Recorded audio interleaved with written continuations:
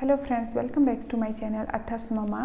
अथर्व्स mama में मैं आपके साथ एक इंटरेस्टिंग टॉपिक शेयर करने वाली हूँ, जो हमने मंथ बाय मंथ जो प्रेगनेंसी के एक सीरीज़ एंड बेबी के डेवलपमेंट की स्टार्ट की है। आज उस सीरीज़ का ये पार्ट 4 है। हमने फर्स्ट, सेकंड और थर्ड कंप्लीट कर लिया है। ये मेरा 4th सीरीज़ है, जिसमें हम बेबी की ग्रोथ, डेवलपमेंट और उसके साथ मदर की प्रेगनेंसी चेंजेस और मदर को 4th मंथ ऑफ प्रेगनेंसी में कौन कौन से प्रिकॉशंस लेने चाहिए उनके साथ बेबी की भी, तो इससे रिलेटेड ही आज हम बात करेंगे। आई होप ये टॉपिक आपके लिए बहुत ही हेल्पफुल। प्रेगनेंसी का जो 4th मंथ का पीरियड होता है बहुत ही इम्पॉर्टेंट पीरियड होता है, क्योंकि इसमें पेरेंट्स भी प्रिपेयर हो जाते हैं। हमें कौन से प्रिपरेशंस बेबी के लिए लेने हैं, क्या क्या प्रिकॉशंस लेने हैं, कैसे साइकोलॉजिकल प्रिपेयर होना पड़ेगा, क्योंकि अगर हमारा माइंड काम रहेगा, हम अगर अच्छे से हेल्दीस्ट फूड लेंगे तब बेबी को भी प्रॉपर न्यूट्रिएंट्स मिल पाएगा। सो ये बहुत ही हार्डेस्ट थिंग्स होता है फर्स्ट ट्राइमेस्टर को कंप्लीट करना। जो फर्स्ट 3 मंथ्स होते हैं वो बहुत ही डिफ़िकल्ट होता है और बहुत ही थोड़ा सा ज़्यादा उसमें प्रिकॉशंस रहते हैं। हमें प्रिकॉशन ज़्यादा लेने पड़ते हैं, डाइट पे भी ज़्यादा ध्यान देना पड़ता है। उसके साथ हमारी जो पूरी रूटीन होती है वो पूरी चेंज करनी पड़ती है, क्योंकि इस पे बेबी का अटेंशन हमें ज़्यादा देना पड़ता है, क्योंकि मिसकैरेजेस के चांसेस भी ज़्यादा होते हैं।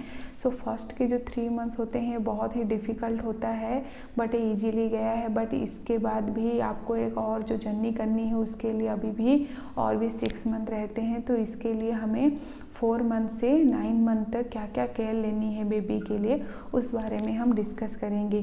तो हमने बात की थी जैसे कि मदर में कुछ सिम्टम्स और फीटल डेवलपमेंट में ग्रोथ एंड डेवलपमेंट बेबी की होती है, तो उसमें चेंजेस के बारे में जानेंगे।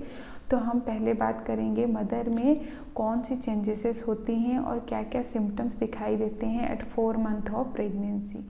हेमोरेज की कंडीशंस क्यों दिखाई देगी, क्योंकि जो एनलार्ज यूटेरस का प्रेशर है वो हमारे रेक्टल एरिया पे पड़ता है, जिसके वजह से हेमोरेज की कंडीशन दिखाई देगी। क्योंकि बेबी को एक्स्ट्रा थोड़ा स्पेस चाहिए होता है। इसके बाद बेबी आफ्टर जो फर्स्ट आपका ट्राइमेस्टर है 3 मंथ्स कंप्लीट हो जाने के बाद जैसे आप 4th पे एंट्री करते हैं, तो उसके बाद बेबी का थोड़ा रैपिडली ग्रोथ होना भी स्टार्ट हो जाता है, जिसके वजह से बेबी को थोड़ा स्पेस चाहिए होता है। और उसके साथ बेबी की ग्रोथ के लिए जब स्पेस बनाता है तो जो सराउंडिंग्स एरिया है वो एक्सपैंड होते हैं, जिसके वजह से वहाँ थोड़ी सी प्रेशर, हमारा बेबी का एनलार्ज प्रेशर होता है वो रेक्टल एरिया पे और लोअर पेल्विक पे पड़ता है, जिसके कारण हमें बैक पेन और हेमोरेज की कंडीशंस आती है।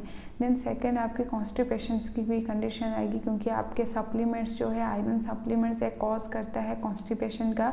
अगर इसके साथ आप जूस वगैरह ले रहे हैं, प्लेंटी ऑफ वाटर ले रहे हैं, तो इस प्रॉब्लम को आप इजीली सॉल्व कर सकते हैं।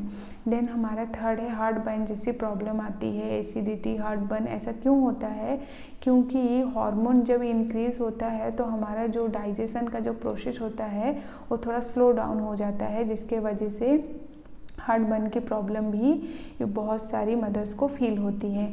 एंड उसके साथ आपको अर्ज ऑफ फ्रीक्वेंसी एंड यूरिनेशन की जो फ्रीक्वेंसी वो आपकी बढ़ जाएगी।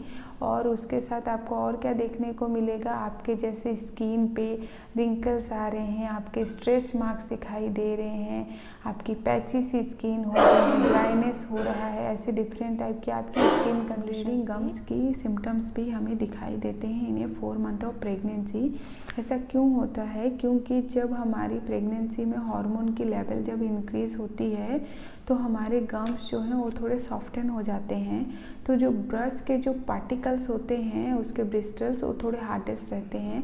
तो जैसे हम ब्रशिंग करेंगे तो उसके बाद वहाँ गम से ब्लीडिंग होना स्टार्ट होता है।